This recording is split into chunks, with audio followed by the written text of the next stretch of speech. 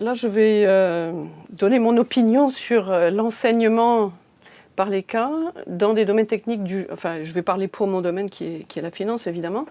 En fait, c'est pas la méthode des cas traditionnelle au sens de Ivy ou Harvard que moi j'utilise. C'est essentiellement une discussion. Mais même là, il y a diverses façons d'utiliser les cas et moi j'en vois au moins 4, ou 4 qui se recoupent en partie. La première décision qu'il y a à prendre, et suivant le cas que j'ai, et suivant l'état de la classe ou le niveau où j'en suis arrivée, c'est est-ce qu'on va prendre un cas pour appliquer une théorie ou est-ce qu'on va au contraire l'utiliser comme découverte du problème menant potentiellement à une théorie ou à un modèle ou à une solution. Bon. En fait, j'utilise les deux. J'ai tendance à utiliser les cas les plus simples et en même temps les plus techniques pour mettre le doigt sur les problèmes et ensuite en discuter avec les étudiants en disant regardez, oui, il y a tel problème ou telle façon de faire de telle institution. Et on va voir pourquoi ils font comme ça, par exemple pour le venture cap. Mais ce sont des cas donc, que j'utilise pour que les étudiants se posent des questions. Alors très souvent, je leur donne en préparation avec 1 ou 2 questions d'orientation, de façon à ce qu'ils tombent sur le problème et qu'on soit mûr pour la discussion en classe. L'autre façon, c'est après qu'on ait abordé le problème, le modèle éventuellement en classe, ou bien s'ils l'ont vu à un niveau inférieur, et là je pense essentiellement aux étudiants de MSc ou de MBA, c'est d'utiliser le cas comme application plus de la théorie. Et application à un contexte très, très spécifique, très particulier. Ce qui veut dire évidemment de faire le tour en même temps de toutes les limites du modèle. Un exemple qui me vient à l'esprit, c'est l'évaluation d'une entreprise de biotechnologie, par exemple. Bon, c'est sûr que si une entreprise qui est essentiellement une entreprise de recherche travaille sur une molécule particulière qui devrait donner lieu potentiellement à un médicament, il y a aucun revenu pour le moment, essentiellement de la dépense. Et en même temps, il y a une forme de risque, d'incertitude importante.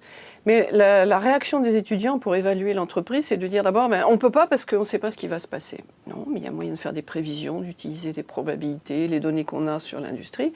Mais la deuxième réaction, c'est de dire, donc pour actualiser les flux qu'on anticipe, il va falloir utiliser un taux d'actualisation qui va être basé, bien sûr, sur bêta.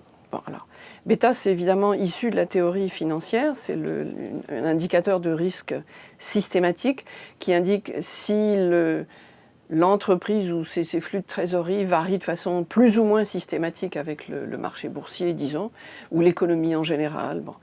Mais en fait, quand on y pense bien, il n'y a strictement rien de systématique dans le risque d'une entreprise de recherche en biotechnologie. Donc on devrait arriver à la conclusion que bêta est 0 et que donc c'est sans risque. Alors là, quand on dit ça, ça les fait réfléchir et puis ils s'aperçoivent que effectivement la théorie est basée sur un certain nombre d'hypothèses réductrices et qu'elle ne s'applique pas nécessairement telle qu'elle dans la réalité. Et donc le cas à ce moment-là devient une façon d'explorer les limites et en même temps de prendre des risques en disant je ne peux pas appliquer la théorie telle qu'elle, mais il faut que je prenne une décision ou il faut que j'arrive à une évaluation, qu'est-ce que je fais ? Et c'est l'occasion d'explorer diverses choses et en particulier peut-être, ça m'arrive souvent de le faire, peut-être l'idée que la perception du risque était très personnelle, et alors que les étudiants ont tendance à dire on va voir ce que le taux du marché serait, donc ce que la moyenne pense et donc on va l'utiliser, c'est pas toujours approprié de penser comme ça, parce que les prévisions sont personnelles, l'attitude face au risque est personnelle, les actionnaires ne sont pas nécessairement des actionnaires disséminés dans le public, et là, l'aspect plus perception personnelle, plus psychologique en quelque sorte, va intervenir. Alors, c'est un peu perturbant pour eux, parce qu'évidemment, on sort de l'équation mathématique avec réponse unique à 3 décimales, etc. Et ça, ils n'aiment pas trop. Mais ils s'y font, et finalement, et je parle particulièrement des étudiants de MSC, là, au bout de quelques semaines, ils sont soulagés, parce qu'ils se sentent libérés d'une espèce de carcan qui leur imposerait de trouver le bon bêta mesuré sur la bonne période, etc. Alors que là, ils se rendent compte que dans le fond, c'est pas si clair que ça, et que leur intuition va jouer en partie aussi. Donc ça, c'est à la fois effrayant et rassurant au bout du compte. Voilà. L'autre distinction qu'on peut, ou plutôt pas l'autre distinction, mais l'autre façon aussi de voir l'application de la méthode des cas, c'est est-ce qu'on va faire un cas d'un seul coup pour un problème particulier, ou admettons en 2 étapes s'il est très gros. Par exemple, dans un cas de fusion-acquisition, l'analyse financière de la cible et puis ensuite son évaluation.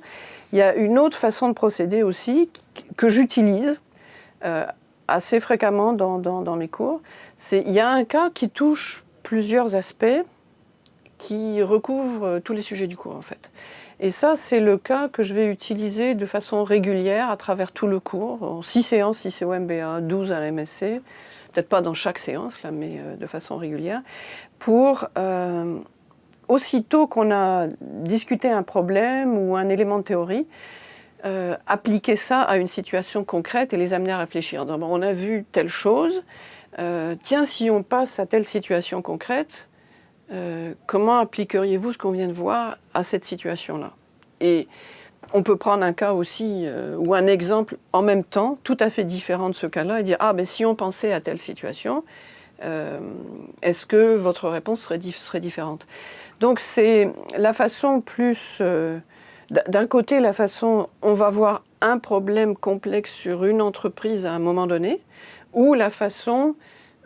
interaction entre la théorie et la pratique, mais toujours sur des situations réelles et concrètes. On sort de l'exercice complètement.